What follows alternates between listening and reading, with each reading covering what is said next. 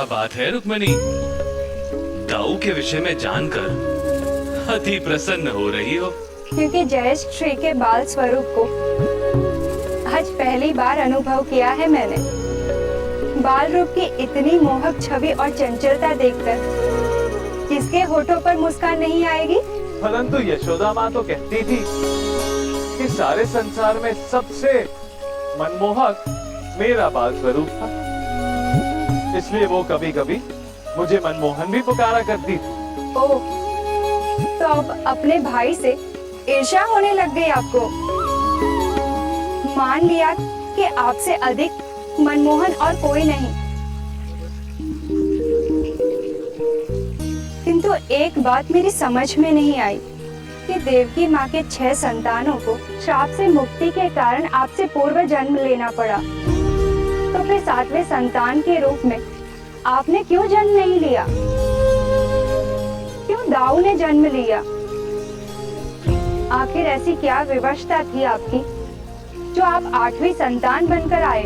मनुष्य केवल शाप से नहीं, वचनों और वरदानों से भी जुड़ा होता है। दाऊ को तो मुझसे पहले आना ही था, क्योंकि ये मेरे वचन की दी हुई अनुपालना थी जो मैंने उन्हें तब दी थी जब पिछले जन्म में वो मेरे अनुज हुआ करते थे, लक्ष्मण। ये कैसा आदेश है ज्येष्ठ? आप मुझसे कह रहे हैं कि मैं सीता माँ को वन छोड़ा? ऐसा क्या अपराध किया हूँ कि उन्हें निर्वासित करना पड़ रहा है? इतना बड़ा दंड उन्हें क्यों? आप अपना आदेश वापस ले लीजिए ज्येष्ठ। मैं सीता माँ को वन नहीं छोड़ पाऊंगा। आज तक तुमने मेरा कोई आदेश नहीं टाला अनुज, तो फिर आज क्यों? क्या तुम नहीं जानते कि ऐसा करके मुझे कोई प्रसन्नता नहीं हो रही है? मुझ पर क्या बीत रही है ये स्वयं मैं जानता हूं। अपने हृदय पर पत्थर रखकर मेरे आदेश का पालन करो।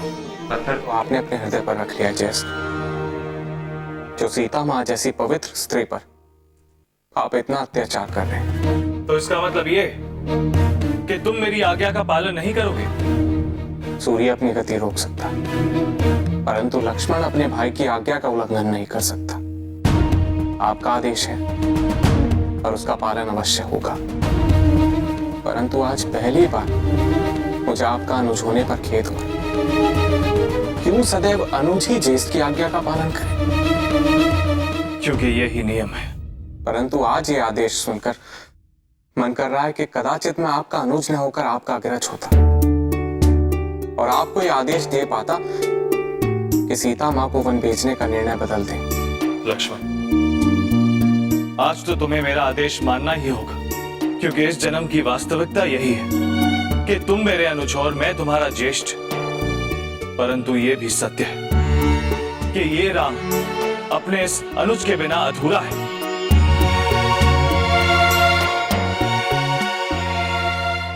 हम फिर से जन्म लेंगे और मैं तुम्हें वचन देता हूं कि उस जन्म में तुम मेरे ज्येष्ठ बनोगे और मैं तुम्हारा अनुज। अगले जन्म में मैं तुम्हारी हर आज्ञा का पालन शीश झुकाकर करूंगा। मेरा वचन है। उस वचन की पूर्ति के लिए दाऊ को मेरा अग्रज बनकर आना ही था और अब समय था मेरे अवतरण का। मां देवकी के अश्रु थम ही नहीं रहे थे। देवकी, क्या हुआ? अब भी तुम्हारी आंखों में अश्रु? तुम्हें तो प्रसन्न होना चाहिए। विधाता की कृपा से हमारी 7वीं संतान सुरक्षित है। मैं माँ हूँ आर्य। मैं अपनी संतान को देख नहीं सकती, उसे स्पर्श नहीं कर सकती, उसे अपनी गोद में लेकर लोरी सुनाकर सुला नहीं सकती। और यही कारण है कि अश्रु रुकने का नाम नहीं ले रहे। परंतु ये अश्रु मत बहाओ, इन्हें अपनी शक्ति बनाओ, क्योंकि विधि का विधान पूर्ण होने वाला है। हमारी 8वीं संतान कंस के साथ साथ हमारे कष्टों का विनाश करेगी। अब कंस का काल दूर नहीं देगी।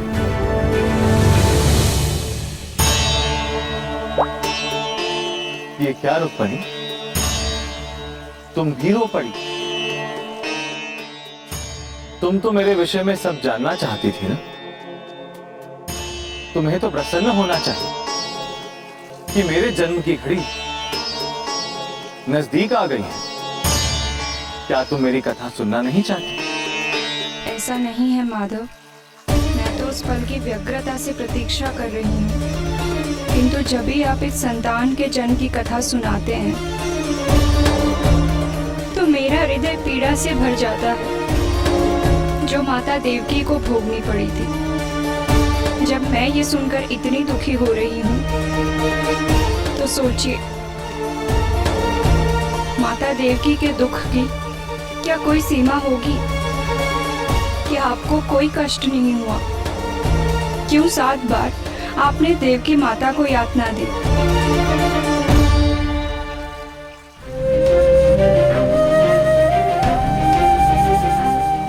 कष्ट, मोह, पीड़ा, दंभ, ये केवल मनुष्य के मन की उपज है देवी।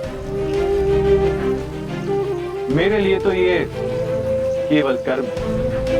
तुम्हारा स्त्री मन देवकी मां की परिस्थिति को देखकर पिघल रहा है, परंतु मेरे नारायण स्वरूप में इन सभी संबंधों से ऊपर उठकर केवल सत्य का साथ देना होता है।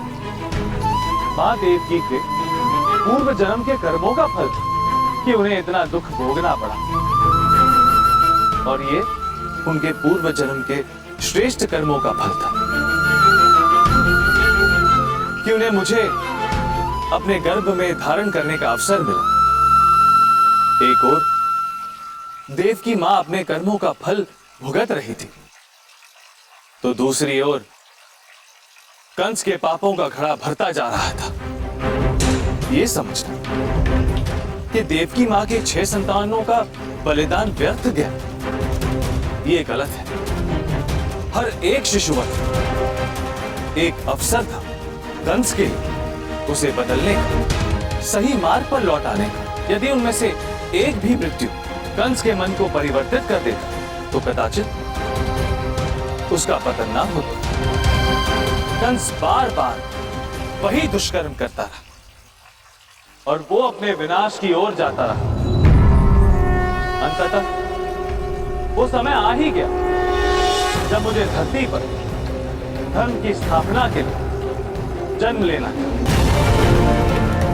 मथुरा की दुर्दशा बिल्कुल कृष्ण पक्ष की उस रात्रि के समान थी जहां चंद्रमा चाहकर अंधकार से लड़ नहीं पाता।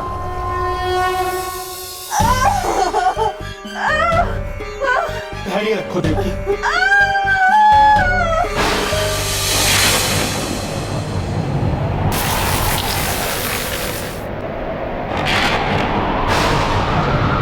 महाराज, प्रकृति कैसे कैसे अनोखे संकेत दे रही है।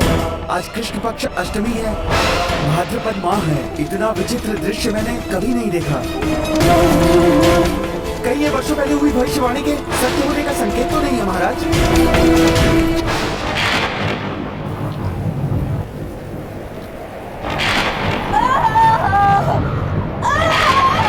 धैर्य रखो, साहस से काम लो।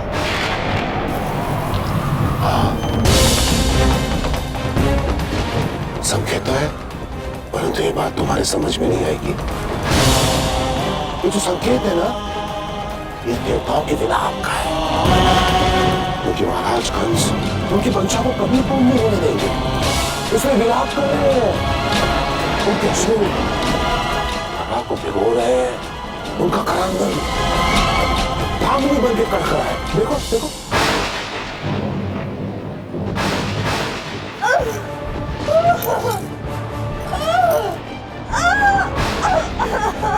देवकी की 6 संतानों को तो मैंने अपने हाथों से मार डाला, और अब 7वीं की भांति 8वीं भी मेरे माए से देवकी के गर्भ में ही जन्म से पूर्व मर जाएगी। साम साम, दाम दाम, दंड दंड, वेग वेग, कुचक कुचक, षड्यंत्र षड्यंत्र।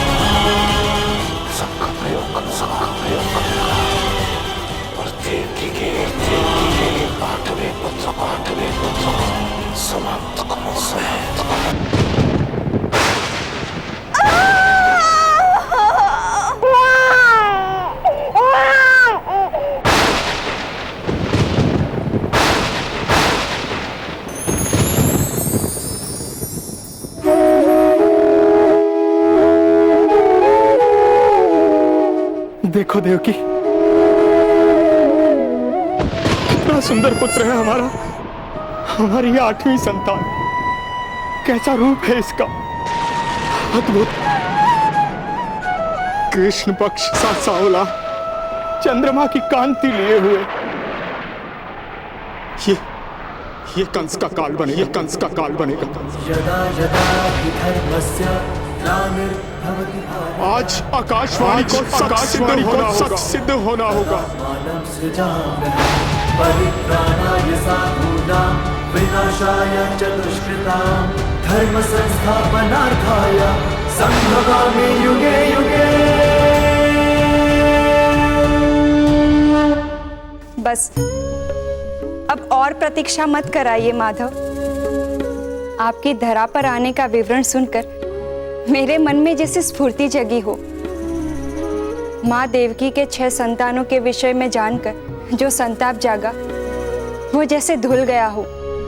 मैं ये जानने के लिए उत्सुक हूँ कि जो दुष्ट कंस आपके जन्म के लिए टकटकी लगाए बैठा था, उसके दुर्गम कारावास से निकल पाना आपके लिए कैसे आवश्यक हुआ, कैसे आप गोकुल पहुंचे।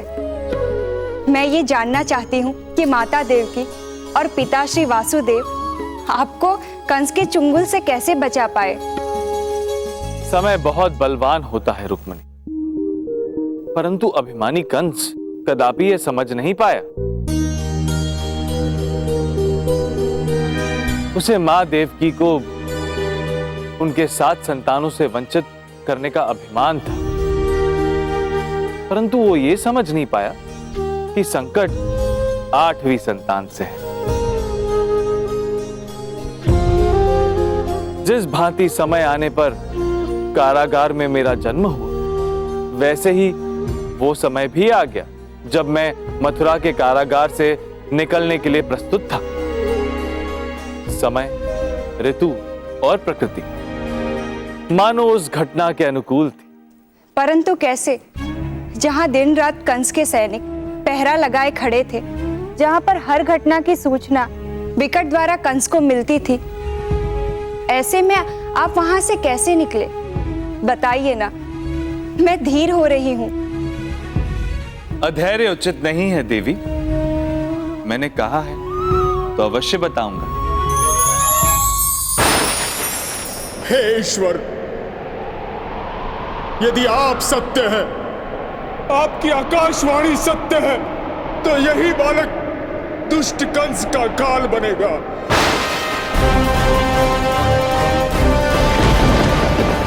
आप इसे संसार में लाए हैं, तो आपने दुराचारी कंस की परछाई से बचाने के लिए अवश्य ही कोई मार्ग सोचा होगा। हे ईश्वर, संकेत दीजिए ताकि कंस का काल समझा जाने वाला ये बालक आने वाला कल देख पाए।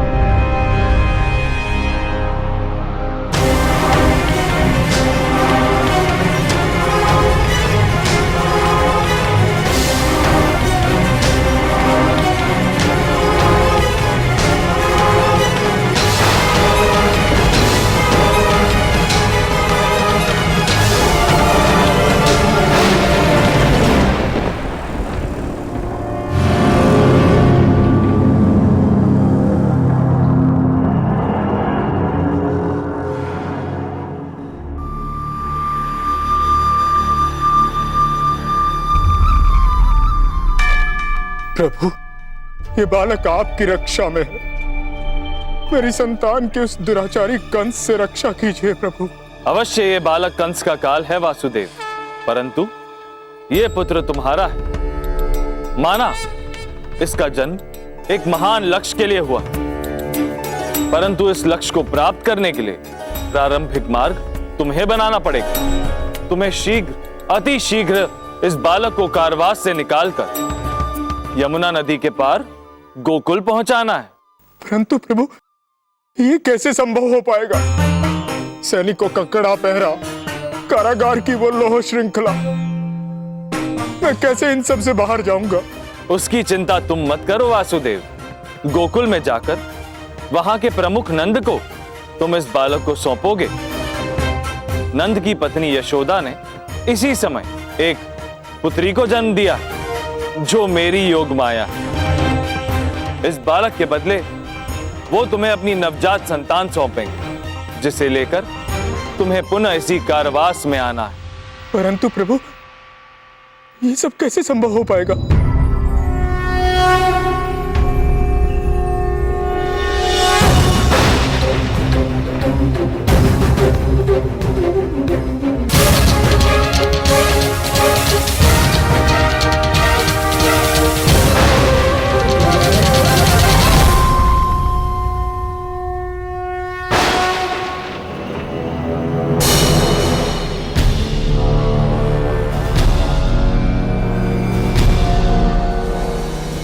ये बालक अवश्य ही दिव्य है। वातावरण इस बालक के आगमन पर प्रसन्न है। पक्षियों का ये कलरव जैसे इसका स्वागत कर रहा है। पूरे कारागार में ये अद्भुत प्रकाश छाया है। ये सब इस बालक की ओर संकेत कर रहे हैं। यह साधारण वातावरण संकेत दे रहा है कि मेरी बहन का 8वां पुत्र जन्म ले चुका है। मेरा काल जन्म ले चुका है। अब मेरा काल मेरे हाथों से काल के गाल में समा जाए। अब देवता मेरे समक्ष कांपेंगे, खड़खड़ाएंगे, रोएंगे, क्योंकि मैं उनके षड्यंत्र में फंसा नहीं। अब संपूर्ण संसार जानेगा ये मथुरा नरेश कंस अचारा मरा है, अचिंत्य है।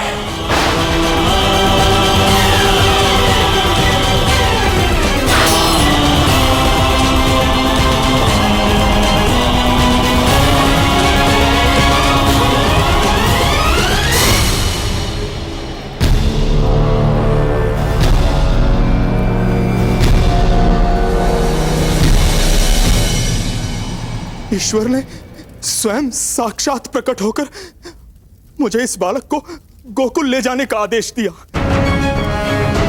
ये मेरा स्वप्न तो नहीं। ईश्वर ने कहा कि मैं स्वयं तुम्हें मार्ग दिखलाऊंगा। परंतु ये कैसे संभव होगा? मेरे हाथ पांव में तो बेड़ियां बंधी हुई हैं। मैं इस बालक को कैसे गोकुल ले जाऊंगा?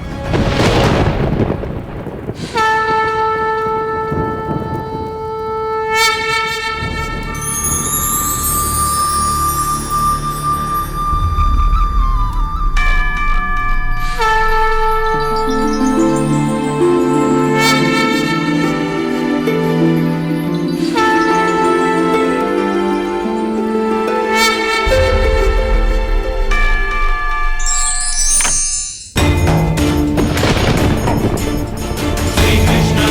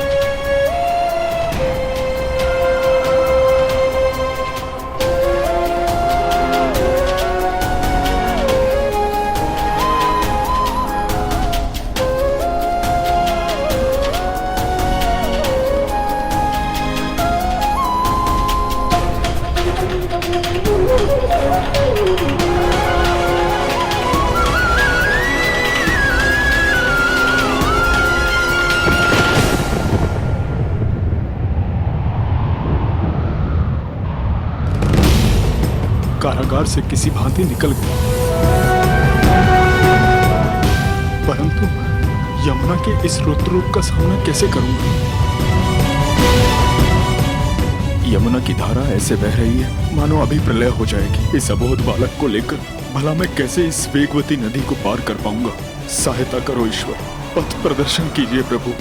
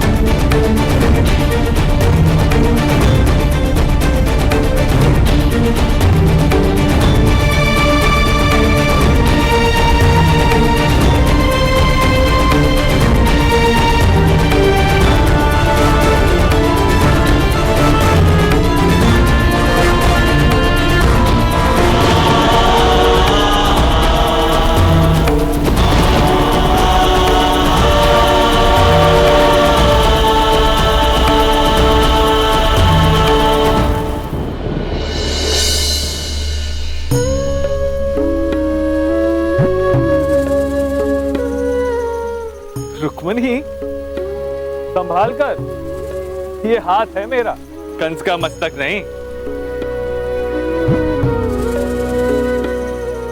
परंतु तुम्हारे कोमल हाथ इतने कठोर हो सकते हैं, ये मैंने स्वप्न में भी नहीं सोचा था। कठोरता तो आपने दिखाई है माधव। पहले ही क्या कम विपदाएं उठाई थी स्वसुरश्री ने, जो आपने उन्हें गोकुल में ले जाने का कार्य सौंप दिया, वो भी उस काली रात्रि में। और यमुना देवी, वो क्यों इतनी उग्र बन गई थी? उन्हें तो इस स्थिति में स्वसुरश्री की सहायता करनी चाहिए थी, परंतु वो उनके रास्ते की बाधा बन गई। आखिर ऐसा क्या बैर था उनके साथ? किसने कहा कि देवी यमुना पिताश्री से बैर कर रही थी? उन्हें तो स्नेह था मुझसे। उन्हें मेरा मुख देखने की और मेरा स्पर्श करने की व्याग्रता थी, और इसी सरल स्वभाव को पिताश्री भी तुम्हारी तरह उग्रता समझ बैठे।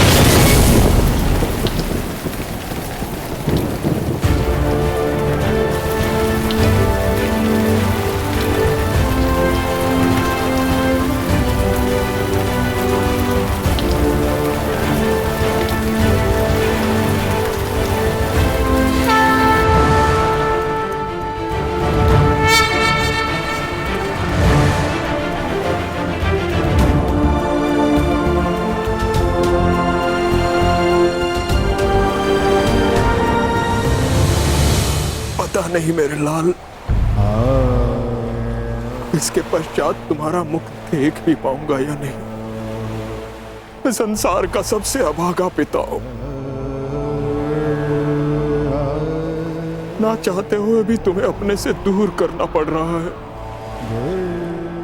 परंतु मैं सौभाग्यशाली भी हूं कि मैं तुम्हें जीवन दे पाऊंगा। हमें शीघ्र अतिशीघ्र सबकी दृष्टि से बचकर नंद के भवन पहुंचना होगा।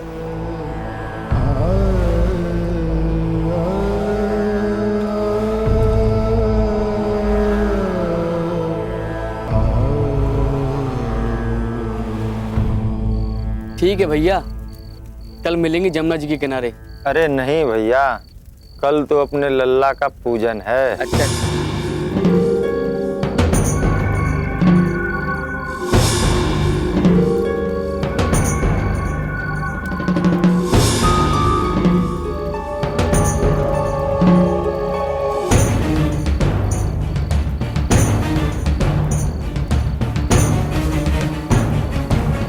लल्ला लल्ला मुनिया, लल्ला को खिलावे दुनिया, लल्ला को देख चले दुनिया।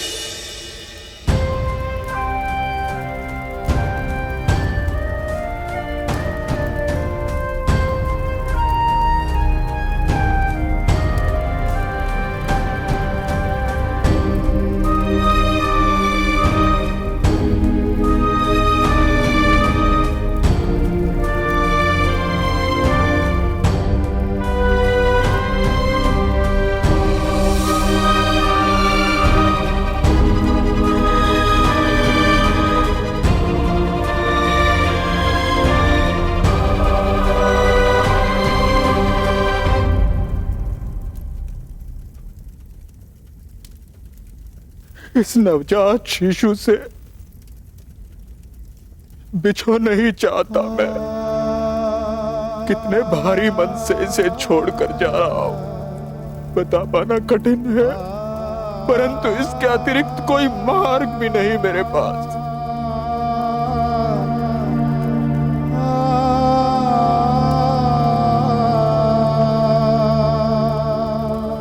देवी यशोदा, आशा करता हूं आप इसका ख्याल रखेंगी। आज से संसार इसे मेरे नहीं, आपके नाम से जानेगा।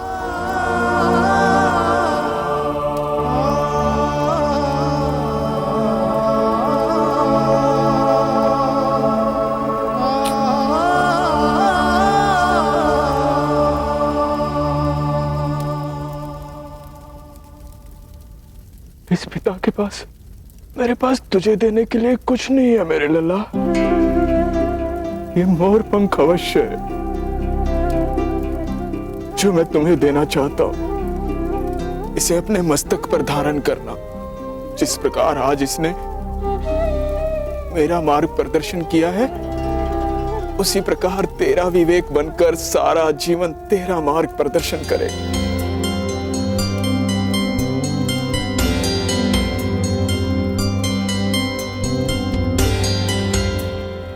क्षमा करना देवी यशोदा, विधाता ने यह खेल किसी महान उद्देश्य से रचा है। जिस प्रकार उसने मुझे और देवकी को चुना है, उसी प्रकार आपको भी चुना है।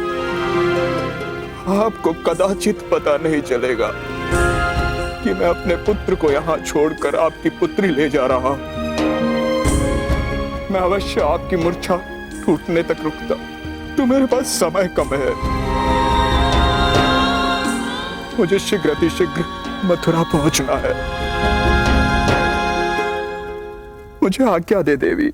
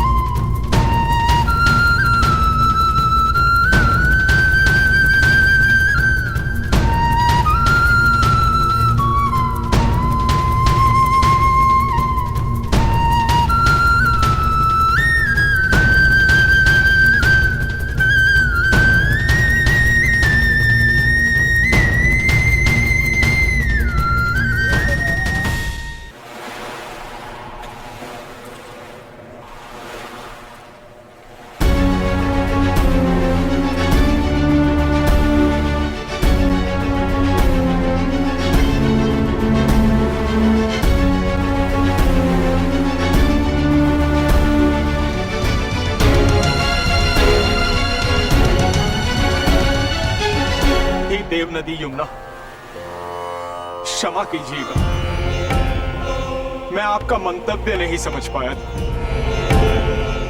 आप मेरे लाल के स्पर्श मात्र की इच्छुक थी। आपने मुझे अपना मार्ग दिया, मैं इसका सदैव आभारी रहूंगा।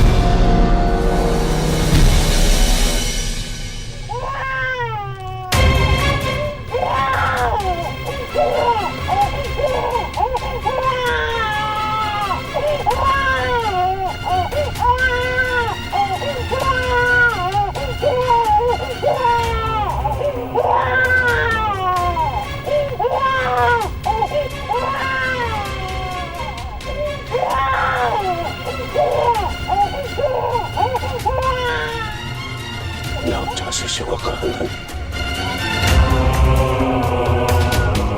अर्थात देवकी के 8वें पुत्र ने जन्म ले लिया। अब मुझे स्वयं अपने काल का काल बनना पड़ेगा। चंडमाल नेत्र लाल भुजंग महाविशाल, प्रहार कर करे संहार पाप का माया जाल। धर्म नाश करने आया कौन ये महाकाल, कौन ये महाकाल, कौन ये महाकाल। विध्वंस का है तांडव, भय खाए देव मानव। पर धरा भी कांपे जब अश्व इसके भागे। देवता ना अंश है ये दानवों का वंश है। जय जय करे असुर, नाम इसका कंस है। ये क्या? कारागार के द्वार खुले। इतनी बुरी भूल कैसे हो सकती है? सारे के सारे द्वारपाल का है। कोई ऐसा तो नहीं कि देवताओं के सरोवरों ने संधि कर ली? यदि ऐसा होगा तो मैं सबके सर धड़ से अलग कर दूंगा।